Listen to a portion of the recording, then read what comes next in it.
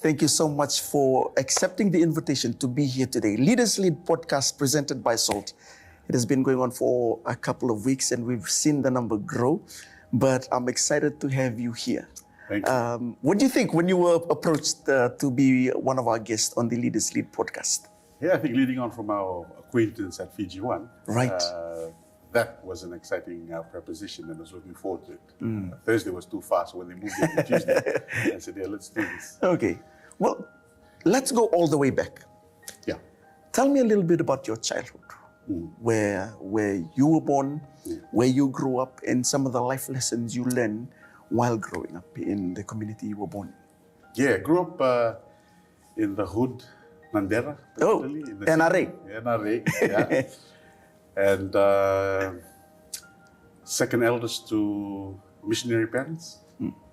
So our life, as you know, in the early days of being a missionary child, was the tough environment that you grew up in. You had to make do with whatever was on the table. So I'd like to think of it as the school of hard knocks. And that's, I think, what made us resilient to be able to weather the different challenges of life. It's that tough upbringing, having just 4 pieces of bread and told the butter be smeared so that you only smell it. So, only for the smell. Only for the smell. And that's one of the life's lessons I particularly grew up in, knowing what it feels like to have and to not have. Okay. And hustling through life to make it. And I think without the label leading self, we had already been doing it. And it's just lately that they've labeled it, the ability to lead self or emotional intelligence, self-awareness. That was already inculcated into us. Wow. Through that upbringing.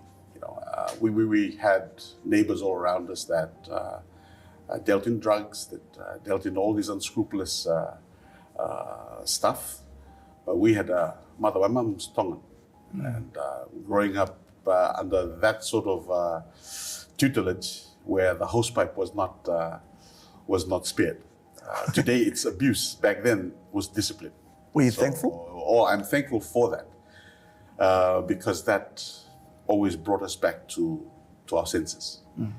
Young and foolish as we were, there was the tendency to just follow the crowd and be influenced by your peers. But I think I was more respectfully scared of my mom than I was of the police. Oh, wow. Yeah, so that kept us in line. Okay. Yeah. For those that grew up in ministry, I'm talking from experience here, if you can tell. Yeah. There's a certain level of, how should I say this, negativity that you associate the ministry with, especially when, your parents have been working out their faith and there are certain things that you can't do because of who you are connected to. How did that make you feel? Yeah, I loathed ministry because of the situation that we were in. I viewed it, in my mind, this is the most poor-paying job. I'll never become a pastor because of that. Back then, we wore KDs, dreamt and wanted to have a SIBO, the SIBO. And back then, SIBO was $25. We couldn't afford that. Wow. Because we had to do ministry and you just plowed along. And so when I had the opportunity to make a decision, when I was called into Bible school, I said, no way. And that's when I decided to follow a career in the bank and stayed in the bank for as long as I did, I think about 17 to 18 years. But as the call would have it, you can't run away from it eventually. I then came in when I was liberated from that thought, that poverty mentality, that this was a career and not a vocation. And so when I found out that this was a vocation that I can use to bless people and it's really not about me, but it's about serving others, that's what changed the game for me. Okay. Yeah. What were some of the characters that you saw in your parents that really solidified the fact that these are godly people, and this may be the path that is set out for me to follow? Yeah, I think one of the things that stands, or that now stands out for me in hindsight, is my parents' perseverance, because ministry was not earning that kind of money that could put 5 siblings through school. But we all went through school, and when we look back at it, my parents were just innovative, using their skills to supplement the little that they got from ministry. Wow. So my mom did handicraft. And I remember that handicraft, she was supplying jacks when jacks was really small. We would travel all the way to Singatoka, because that's where they were. And that small shop would buy my mother's handicraft. My father was good with his hands. He was an electrician, so he would do odd jobs. That taught me a lot, that you don't complain the hand that's dealt to you. You turn lemon into lemonade, so to speak. Wow. Using your talent. Yeah. So that's one of the biggest lessons I've learned, was never to sit back and sulk, to stand up and be aware of what you have in your hands and turn that around to be a blessing to you and to others. And that is not really an ideal place to raise a kid. I think I'm not offending anyone, No. but seeing it, the statistics have shown that it might not be a place where it's ideal for parents to raise their children. How did your parents, ministry parents or missionary parents, maneuver around this particular issue? It was their teamwork. My mother was sort of the hound. Yes. 6 p.m., you would hear her voice yelling our names out. So wherever we were, we knew this was Lotu time. And you better be home before then, ready for Lotu time. If not, there was this Oh my God. 1-foot hosepipe cut. It's a green one. My You still remember the color? My siblings all remember this. When you are late, that will come on your back without question. Wow. And so that was the discipline that kept us in line in that city, where everything was on the go, from robberies to drug dealing to that kept us in line. And my mother was credited for this. Okay. Your dad was more of a quiet one. He would teach us scriptures, but my mother was the enforcer of that. Wow. Yeah. When were you open or made aware of the principle of leadership growing up? When was the earliest memory that you can remember when it comes to leadership? I think my father reminded me, you're the eldest boy. You will be the one that will take over from me. So you've got to start learning off of me. To be honest, the leadership labels were not available to me then. I was just taught, your siblings are following you, lead by example, because they will pick up on what you do. Yeah, and so as far as I can remember, it was my dad always reminding me, son, you are the eldest boy child. You will carry the mantle of leading this family when I'm not here. And yeah. How long did it take for you to come to terms with that position and say, okay, I've got to lead, without rejecting it? Oh, there were times where I used it to my benefit. Just when they're looking and I wanted to get merit points. So I would act like I'm leading. But I think I really took on the mantle when my dad suffered a massive stroke in 1990. Okay. And he was running around trying to get me through to pilot school. And that was the dream for me, to become a pilot. I think all the stress involved in trying to rake in the 28,000, which was the fees then, I think got him to the stress level where he popped a blood vessel and he had a major stroke. And being the eldest boy, everything fell on my shoulders. And that's when I had to pivot from pursuing that dream and applying for a job. And that's when I got into ANZ. Started in August 1990. Running to see the old man in the hospital and tend to him, and then running to work just to get enough to pay for the mortgage, to pay the house off, because I had remembered, being the eldest boy, the bailiff always knocking to say, hey guys, your payments are behind schedule. If this continues, there's a likelihood of mortgagee sale happening. And my heart, so to speak, was always here, because I could hear that.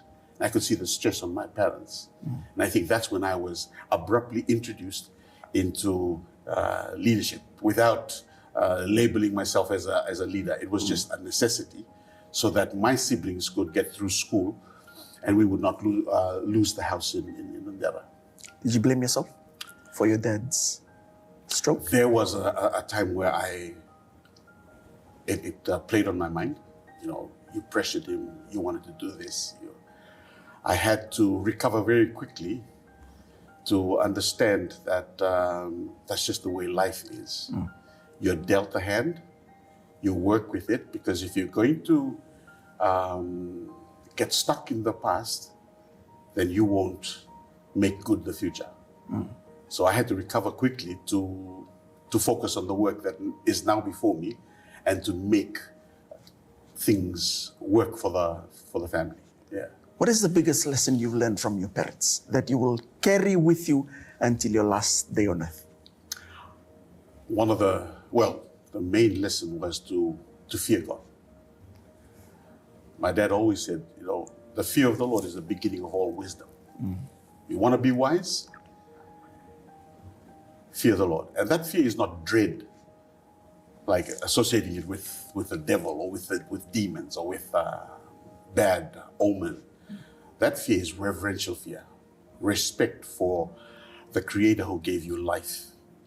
That respect, that healthy respect, always causes you to pause before making a decision so that you would refer to Him, the author and the finisher of faith. And so one of those things that I appreciate about now, back then I didn't like it, but now as I look back, it's the godly heritage that was passed down, and which I am, by the grace of God, passing on to my children as well.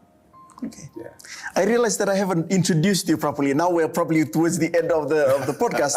Pastor Moses O'Connor, you're leading a church. Yes. And from what I've seen, from the conversations that we've had in the past, I feel like you're one of the small percentage of people that grew up in the church but has broken through into the marketplace. How did you manage to do that? I think it's a lesson learned from my old man that,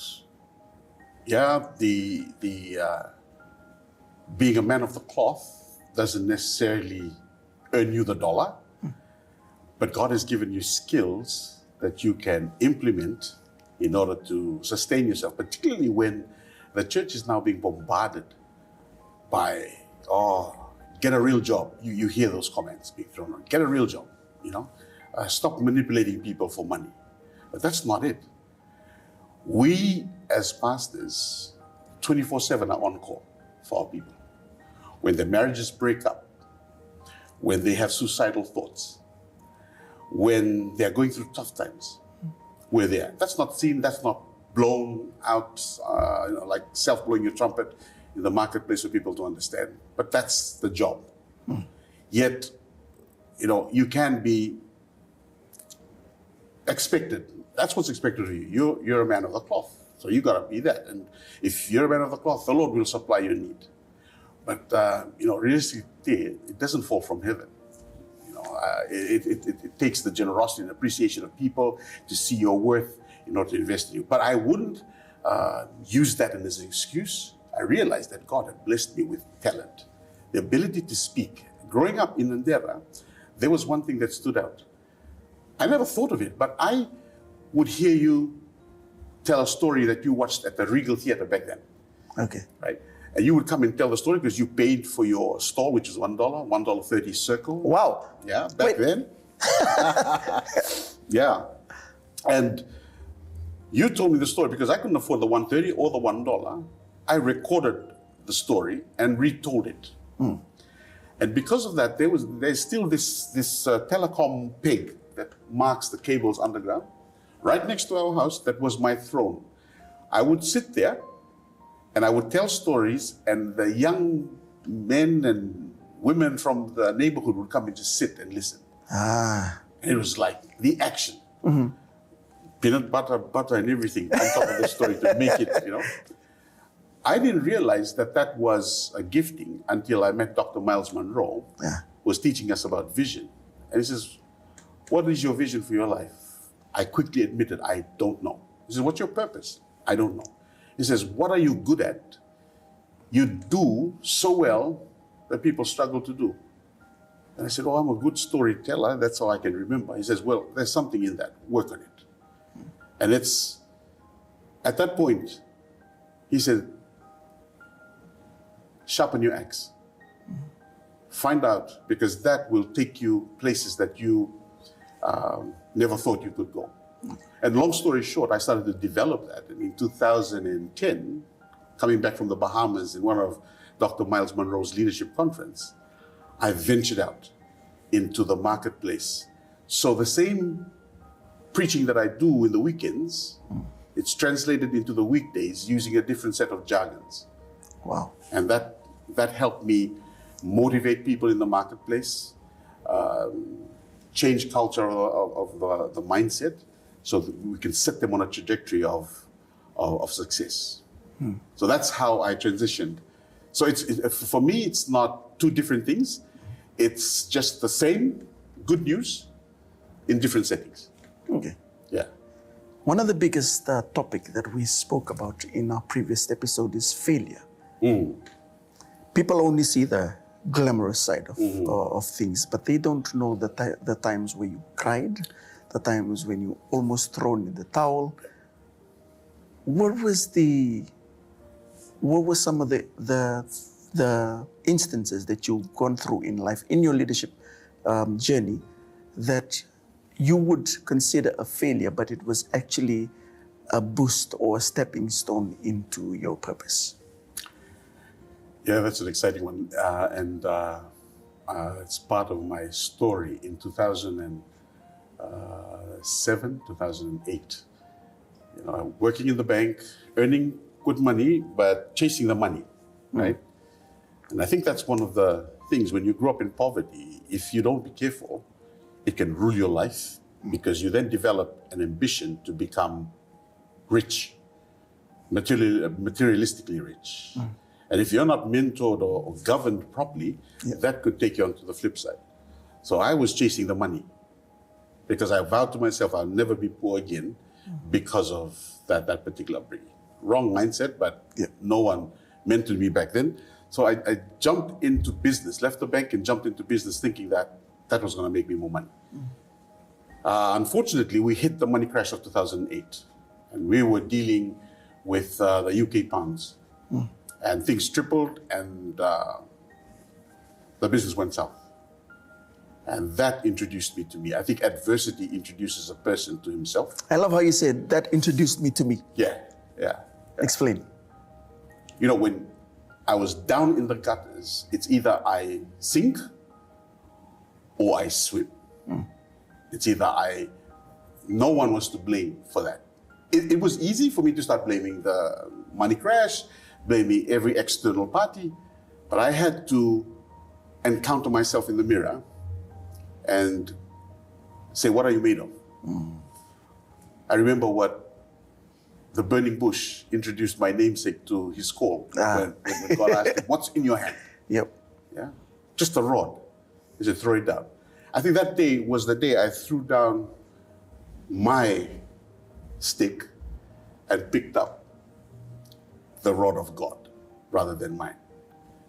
It was at that point where I realized, what do I have? What talent do I have? So I started speaking for free. Speaking for free, encouraging people, investing in the community,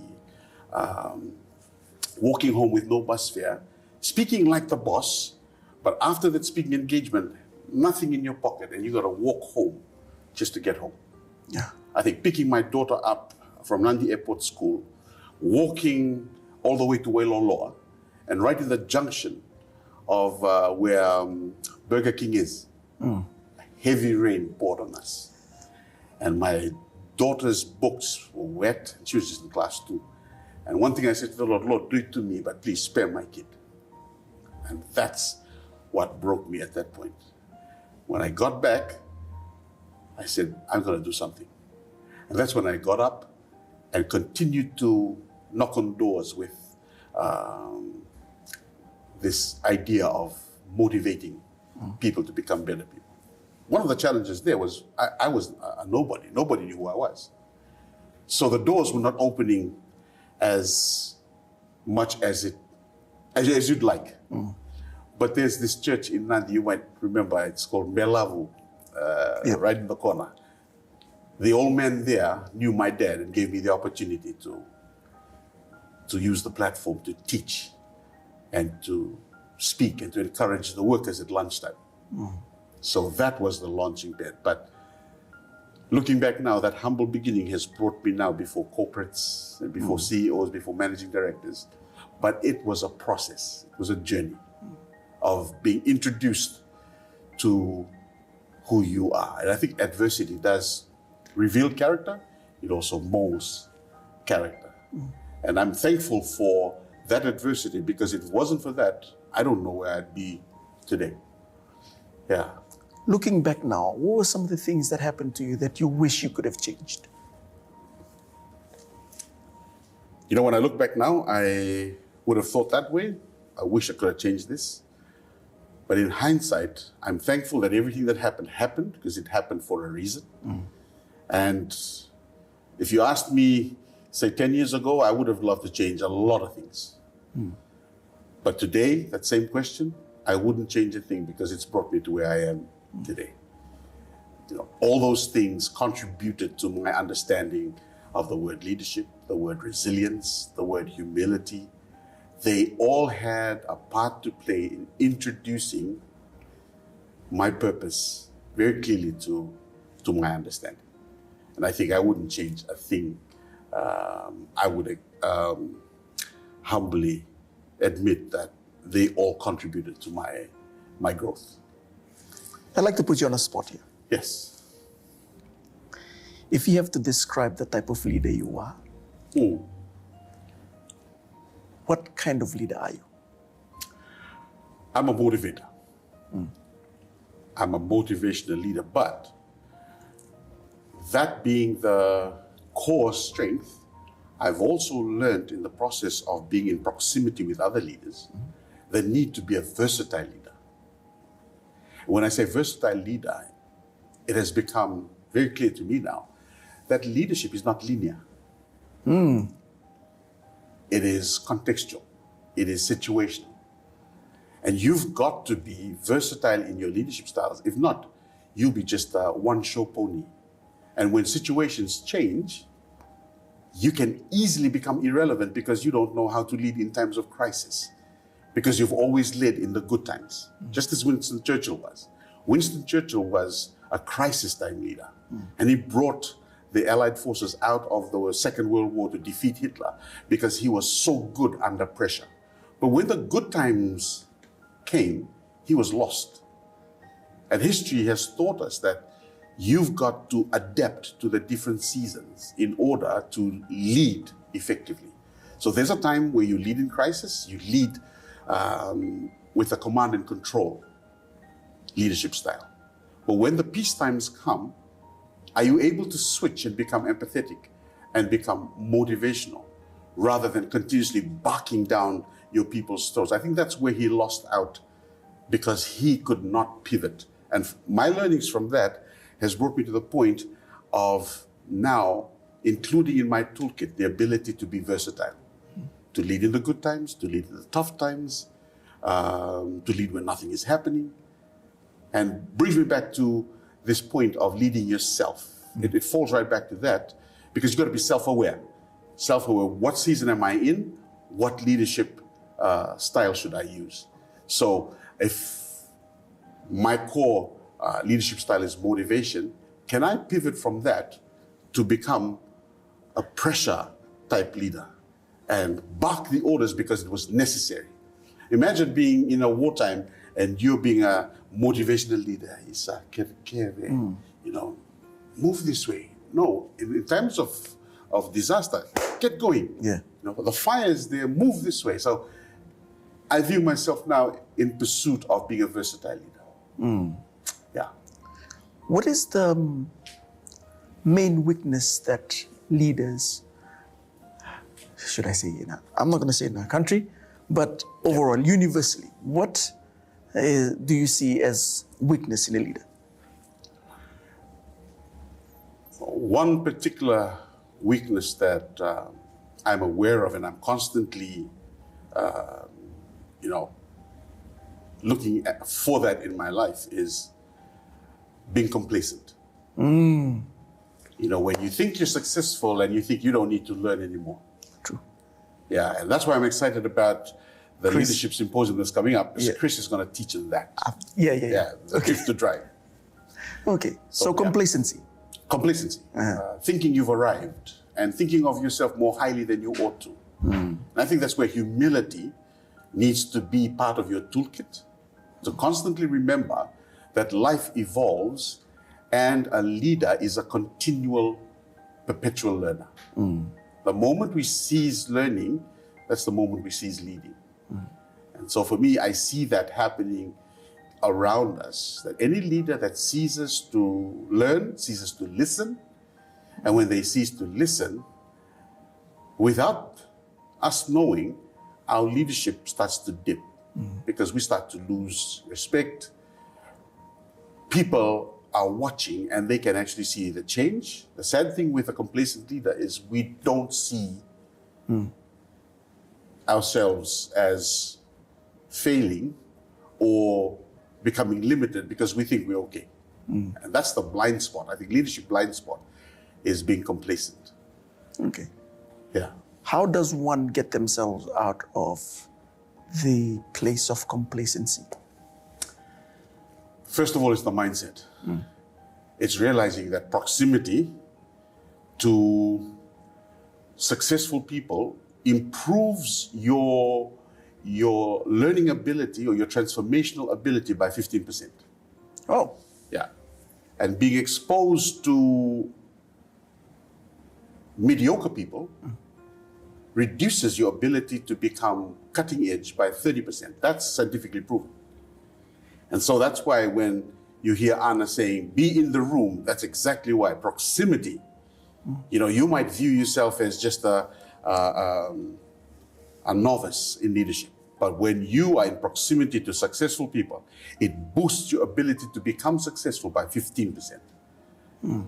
But if you're comfortable just hanging out with the minor birds, if I had to use that analogy, hang out with the eagles, you become an eagle. Hang out with the minor birds, you become like one of them. So, bad company corrupt good manners. That's true scientifically. You actually reduce your ability to be successful and to be cutting edge by 30%. And so that's why I'm excited to invite anyone who's listening to sign up. You still have time. Be in the room and be ready to be inspired, because that gives you proximity to successful people who have lived experience and made it in life, and they're ready to take you with them on that journey. For the leaders that are watching this, that are probably being moved by the words that you're saying today, what, if they have to remember anything about this podcast or about you, sir, what would that message be? The message is, stay hungry. Because only when you're hungry, you'll eat. If you're full, you can have the best, buffet or the best spread, and you won't want to take it on. But when you inculcate into your toolkit the constant need to grow, a constant need to improve, not settling for where you are at the moment, that is the impetus for change in your life. And in the process, when you change, you then become a blessing to those around you. That change must be understood as always happening. But whether we go with it is the choice that you and I make. So, if you're listening this evening or morning, whenever you're going to watch this episode, it is that. Stay hungry. Stay hungry and you'll eat. And when you eat, you grow. And when you grow, you become the best version of yourself that the world is waiting for. In all organizations, I think majority of the organization that we have in our country, shops or NGOs or government, one of the main demographic that they would like to appeal to is young people. And we've got some young leaders that are watching this podcast. What is your message to them? The Gen Zs particularly. Oh, yeah. Yeah. They're the group that studies have revealed they are always looking for a cause to die for. And so here is a cause that you can build for yourself in terms of crafting the vision that you have for your life. But before you have a vision for your life, serve someone else's vision. In serving someone else's vision, you find a cause bigger than yourself. And then you find yourself in the process. Because if we remain selfish and think it's all about us, we will never grow. But when you realize it's not about me, and it's about something that's bigger than me, because there are people that are relying on me, and you press into becoming that person, a person of vision, a person who's gonna die for a cause, that liberates you from the mindset of selfishness. And that's gonna get you to places which the book of Ancients says, it'll take you before kings and dignitaries, because that is what you were born or assigned to do even before the foundations of the earth. Your last message to those that are watching today, sir?